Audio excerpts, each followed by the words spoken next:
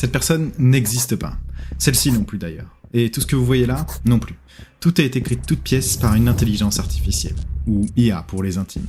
Avec ChatGPT, Photoshop ou encore Midjourney, tout le monde en parle. Mais alors, comment ça marche ? Eh bien tout commence avec des données. Un tas de données qui dépendent de votre objectif. Pour générer ces visages, par exemple, on a besoin de centaines de milliers d'autres visages, qui constituent ce qu'on appelle une base d'apprentissage. Cette base de données est ensuite utilisée pour modifier les paramètres d'un gigantesque réseau de neurones. En termes simples, un réseau de neurones, ce n'est rien d'autre qu'une fonction mathématique, comme celle que tu as vue au lycée, mais avec bien plus de paramètres. Dans notre exemple, le réseau de neurones prend en entrée une image qui ressemble à ça, lui applique une fonction assez compliquée, et retourne une autre image en sortie, qui, elle, ressemble à ce qu'on veut. Mais alors, qu'est-ce qui est vraiment appris ? Est-ce que cet algo a développé une forme d'intelligence lui permettant d'imaginer de nouveaux visages ? Eh ben, pas tout à fait.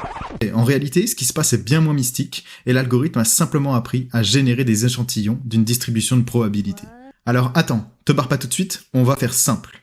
Une distribution de probabilité, c'est une fonction, encore, qui associe une probabilité à un événement. Par exemple, lorsque je lance un dé à 6 faces, j'ai autant de chances d'obtenir un 1 ou un 6. Eh bien, je peux imaginer qu'une image de visage forme une réalisation particulière de tous les pixels pris aléatoirement, comme si j'avais lancé des millions de dés, un pour chacun des pixels. Et tout comme je peux générer des chiffres entre 1 et 6 avec mon dé, l'IA a appris à générer des images réalistes de visage à partir de tous les exemples. La différence, c'est que les images, c'est beaucoup de pixels, ce qui rend le problème bien plus compliqué en grande dimension.